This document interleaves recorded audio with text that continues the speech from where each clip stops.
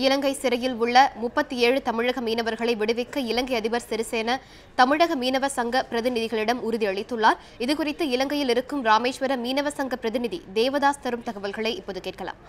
தேவதாஸ், வணக்கம். சொல்லுங்க, இலங்கை அதிபர் சிறிசேன என்னென்ன உறுதிகளை அளித்திருக்கார்? இலங்கை இந்திய மீனவ தூதுக்குழுவின் சார்பாக இலங்கையினுடைய அதிபர் அவர்களை இலங்கையினுடைய ஜனாதிபதி மாளிகையை சந்தித்து பேசுகின்றோம். அப்பொழுது இலங்கை இந்திய மீனவர்கள் இரு நாட்டு மீனவர்களும் பாரம்பரியமாக மீன் பிடிக்க வேண்டும். இலங்கை சிறையில் இருக்கின்ற இந்திய மீனவர்களையும் இந்திய படகுகளையும் உடனடியாக விடுதலை செய்யப்பட வேண்டும்.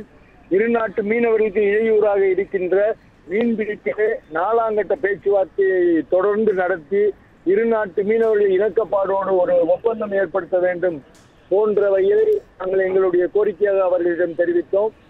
ஜனாதிபதி அவர்கள் உடனடியாக இலங்கை சிறையில் இருக்கின்ற 37 மீனவர்களையும் விடுதலை செய்வதாக உடனடியாக உத்தரவிடுகிறேன் என்று அறிவித்தார்கள்.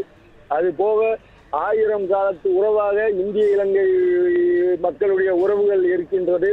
புதிதாக பொறுப்பேற்ற மோடி அவர்கள் இலங்கையை வந்திருக்கிறார். நான் இந்தியா சென்றிருக்கின்றேன். எங்களுடைய இந்திய இலங்கை இரு நாடுகளுக்கு உண்டான உறவுகள் மேம்பட்டிருக்கிறது. உடனடியாக தடைப்பட்ட 4ஆம் கட்ட பேச்சுவார்த்தையை உடனடியாக தொடர நான் இலங்கை மீன்துறை அமைச்சருக்கும் மீன்வள அதிகாரிகளுக்கும் உத்தரவிடுகிறேன் என்று கூறினார்கள். இது உண்மையிலேயே இந்திய மீனவ மக்களின் ஒரு மகிழ்ச்சியாகவும் ஒரு எதிர்பார்ப்பாகவும் இருந்தது. இதற்கு இவர்களை சந்தித்த பின்பாக இந்திய இலங்கை மீனவர்களுடைய பிரச்சனை நிச்சயமாக தீரும் என்று நாங்கள் நம்புகிறோம். இந்த சந்திப்பிற்கு இலங்கையினுடைய அமைச்சர் சுவாமிநாதன் அவர்களும் இலங்கை இந்திய மீனவர் தூதுக்குழுவினுடைய இலங்கை தலைவர் அந்தோணி முத்து அவர்களும் மற்றும் இலங்கை ஜெகநாதன் அவர்கள் எங்களுக்கு ரொம்ப உதவி புரிந்தார்கள்.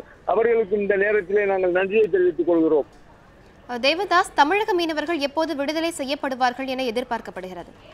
உடனடியாக இலங்கை அதிபர் அவர்கள் உடனடியாக இந்திய மீனவர்கள் விடுதலை செய்ய இலங்கை அரசுக்கு உத்தரவிடுகிறேன் என்று அவர்கள் கூறிவிட்டார்கள்.